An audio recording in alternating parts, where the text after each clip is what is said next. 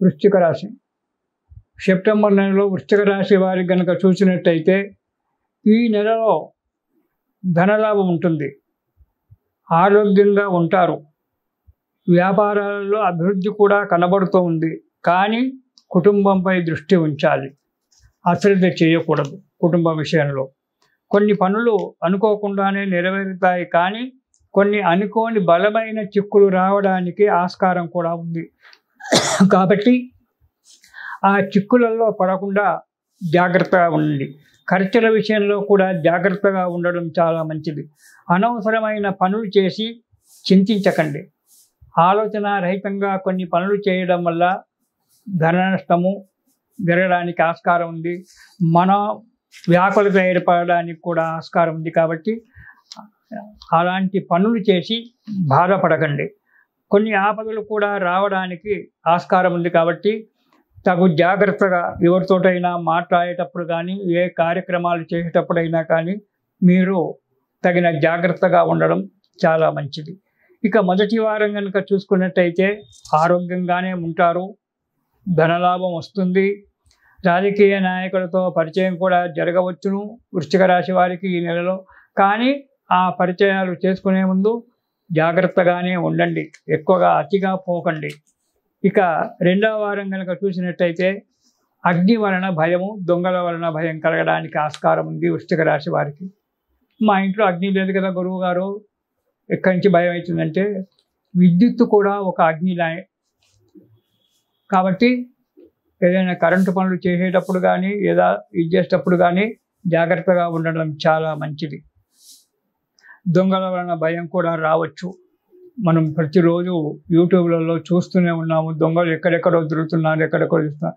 మన దురదృష్టం కాలి మన ఇంటికే ఆ దొంగల బాధ రావచ్చు. కాబట్టి జాగ్రత్తగా ఉండడం మంచిది. ధైర్యాన్ని కోల్పోతారు, ఏ పని చేద్దామన్నా ధైర్యం ఉండదు, హద్దు మీరి ప్రవర్తించడం జరుగుతుంది. కాబట్టి మీరు హద్దు మీరి ప్రవర్తించకూడదు, జాగ్రత్తగా ఉండండి. ఎందుకంటే వృశ్చిక రాశి వారికి కొద్దిగా మంచిగా లేదు ఈ సంవత్సరం అంతా కూడా. కొంచెం జాగ్రత్తగా ఉండడం చాలా మంచిది. వాక్కును అదుపులో పెట్టుకోండి. మీరు మాట్లాడే మాటను జాగ్రత్తగా ఆచి తూచి మాట్లాడండి. ఎక్కడ కూడా మధ్యవర్తిత్వం చేయకండి.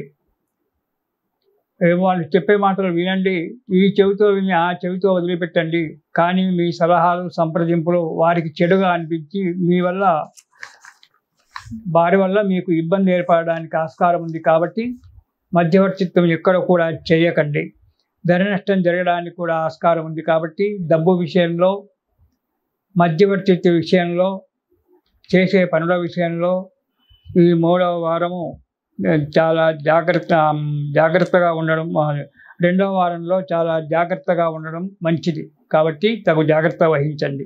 ఇక మూడవ వారం కనుక చూసుకున్నట్టయితే యత్న కార్యభంగము, చేసేటువంటి ఒక పనిలో విఘ్నాలు ఏర్పడము, అన్ని ఆటంకాలు ఏర్పడము, ఏ పని చేద్దామన్నా ఏదో ఒక రకంగా ఆటంకాలు ఏర్పడడం జరుగుతూ ఉంటుంది.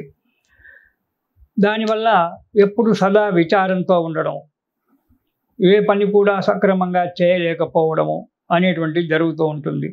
సోదరుల వల్ల, రక్త సంబంధీకుల వల్ల కలహాలు ఏర్పడడం అనేటువంటి జరగడానికి ఆస్కారం ఉంది. కాబట్టి వారితో సఖ్యంగా ఉండడానికి ప్రయత్నం చేయండి. మంచి మాటలతో సమస్యలను దూరం చేసుకోండి. ధన నష్టం కలగడానికి కూడా ఆస్కారం ఉంది మూడవ వారంలో. ఈ మూడవ వారం కొద్దిగా మీరు చాలా జాగ్రత్తగా ఉండవలసి వస్తుంది. మీరు అతిగా ప్రవర్తించడం వల్లనే ఈ ఇబ్బందులని రావడానికి ఉంటుంది. కాబట్టి మీరు అతిగా ప్రవర్తించకుండా మనోనిష్టలతో, మనశ్శాంతితో ఎదుటివారిని బాధ పెట్టకుండా మీరు కూడా బాధపడకుండా ఉండండి. ఎందుకంటే మనం మాట్లాడిన మాట ఎదుటివానికి బాధ పెడుతుంది. అతడు శాంతుడైతే మౌనంగా ఉంటాడు. ఒకవేళ అతను కూడా కోపిస్తే కనుక అయినట్టయితే అది చిలికి గాలివానగా మారి బలమైన విరోధాలు ఏర్పడడానికి ఆస్కారం ఉంది. కాబట్టి తగు జాగ్రత్తగా ఉండడం మంచిది మూడవ వారం. నాలుగవ వారంలో కూడా అస్థిర బుద్ధి, ఏ పని చేద్దామన్నా కానీ స్థిరమైన ఆలోచనలు లేకపోవడము, ఎప్పుడు ఏదో ఒక ఆలోచనలతో నిరంతరం బాధపడుతూ ఉండడం అనేటువంటిది జరుగుతూ ఉంటుంది ఈ యొక్క వృశ్చిక రాశి వారికి. కాబట్టి దాని గురించి కొత్త ప్రయత్నాల గురించి ముందుకు అడుగేయకండి. ఉన్నటువంటి ఒక పనిని మాత్రమే సక్రమంగా చేసుకుంటూ ఉండండి. దానివల్ల మీకు వచ్చేటువంటి ఒక పెద్ద నష్టమే ఉండదు. కొత్త పనులు చేయడానికి వెళ్ళినప్పుడు దానివల్ల ఇబ్బందులు ఏర్పడడానికి ఆస్కారం ఉంది. ఉన్న ఉద్యోగం వదిలిపెట్టుకొని కొత్త ఉద్యోగము జీతం బాగా వస్తుందని ప్రయత్నం చేస్తే ఇది పోయి అది రాక ఉన్న ఉద్యోగం పోయి ఇబ్బందుల పాలు కావాల్సి వస్తుంది. కాబట్టి కొన్ని రోజుల వరకు మీరు కొత్త ఉద్యోగాల ప్రయత్నం చేయకుండా ఉన్న ఉద్యోగాన్ని వచ్చిన జీతంతో కాలక్షేపం చేసుకోవడం చాలా మంచిది వృశ్చిక రాశి వారికి. దానివల్ల కొన్ని అనర్థమైనటువంటి ఒక కలహాలు, అంటే ఆ కలహాలు ఎందుకు వస్తున్నాయో కూడా మనం చెప్పలేం. అలాంటి కలహాలు ఏర్పడడం వల్ల మనశ్శాంతి లేకపోవడము, ఇబ్బందులకు ఏర్పడడం అనేటువంటి జరుగుతూ ఉంటుంది. కాబట్టి తగు జాగ్రత్తగా ఉండండి. వీరు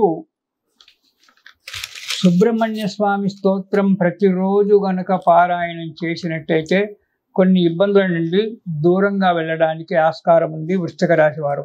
ఈ వృశ్చిక రాశి వారు ప్రతిరోజు కూడా ఒక 5 సార్లు కానీ 11 సార్లు కానీ సుబ్రహ్మణ్య స్వామి స్తోత్రం పారాయణం చేయండి. ఆ సుబ్రహ్మణ్య స్వామి అన్ని కష్టాలను దూరం చేసి మీకు సుఖాన్ని కలగజేస్తాడు. సుఖంగా జీవించండి. ఇది శుభం.